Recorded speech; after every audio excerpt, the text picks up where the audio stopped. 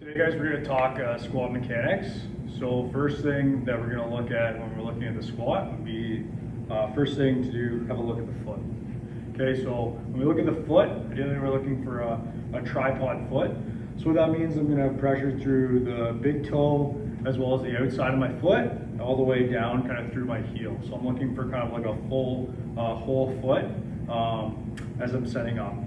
When I look at that foot as well, I'm thinking about kind of like spreading the floor. So I'm looking to create tension kind of through that foot, through that stance, as I'm kind of pushing the floor out and away from me, and you kind of feel kind of the glutes come on when I do that. Second thing we're going to look at now that we talked about the foot is kind of like our stance. Okay, so we have a few different ways that we can kind of look at that.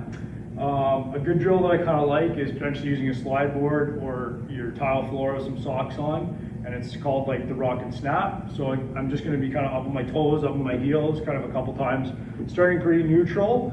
And then basically at one point where I go back, I'm going to snap myself forward into position, big squeeze of my glutes. And that's going to probably orient myself based on a bit of my hip anatomy. Okay, so for me, it's going to be toes slightly turned out there. So then that would be kind of where I'd look to kind of have that angle for when I'm going down into my squat position. If that's a bit too complicated for you, an easy way is just, I'm gonna look at being maybe, shoulder width apart, toes slightly turned out, and that's maybe gonna be a good position for me when I'm in my squat.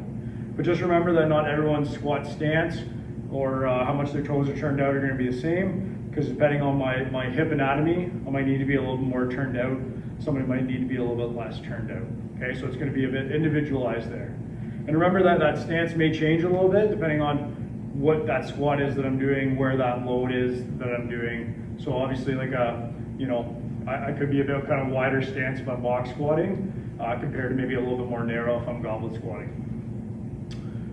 Next we're gonna look at bracing. So again, when we look at bracing the core, it's kind of, we have that breath in, that's kind of that diaphragmatic breath. I'm looking to create tension out. So an easy way is I take my hands, go on top of my hip bone, kind of pushing it on my abdomen a bit, and I'm going to press out with that tension kind of into those hands. Okay, so that's going to create that good kind of ab brace. Ideally, I'd be able to talk, breathe, as I still keep that ab brace on. Okay, so obviously I'm gonna squat. Could be squatting pretty heavy. I need to make sure that bracing is still there. The bracing might depend. If I'm goblet squatting, for 10 reps. That might be a different amount of maximal bracing compared to if I'm putting a few wheels up on my back and trying to kind of take that for only a couple reps or a 1 RM. So that might change depending on load. When we look at a bit of progression, first thing we might want to look to do is a body weight squat to the box. So you might have somebody that comes in and maybe they haven't squatted before. So then we might look at having a bit of a box there or using a TRX handle, depending, to see kind of if there's a bit of fear there that they're gonna fall over.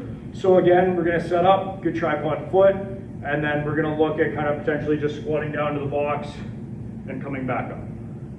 Okay, we might use that as a bit of an assessment. Maybe they can't get all the way down there. Maybe there's a mobility issue there in the ankle. So at that point, we might add a little bit of a heel lift underneath. So maybe it's a couple of small plates that are kind of underneath my heels there, which are going to allow me to kind of almost be a bit more forward, which is probably going to allow me to get down in that position a little bit easier.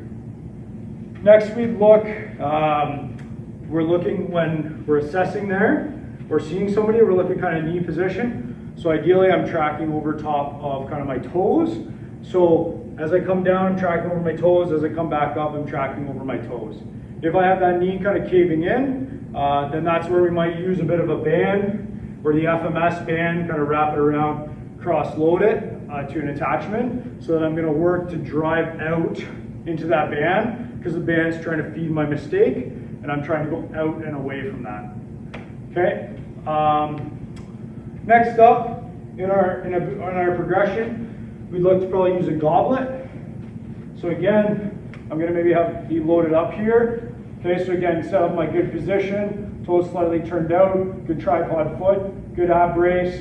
Okay, not lots of tension. I'm going to come down into my bottom position. Ideally, kind of shin angle is similar to torso angle, and then I'm going to come on back up. Okay, so all the way down in that good position and back up.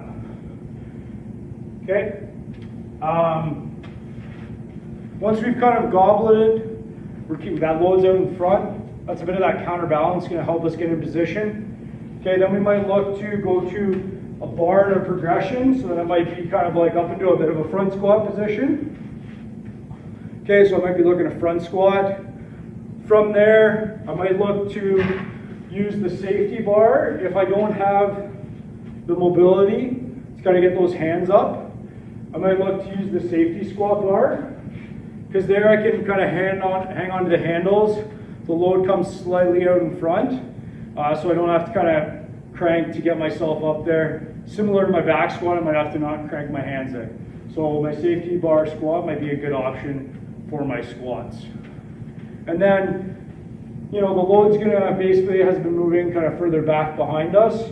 So then I would kind of be from my front squat position, I might be in a high bar position, okay, to a mid position, to a low back position. Okay, so the more the load is going to move backwards, the greater challenge I might have on that good kind of mobility, stability piece to making sure that I'm staying in a good position. And it's going to be a little bit more challenging the further the load goes behind me.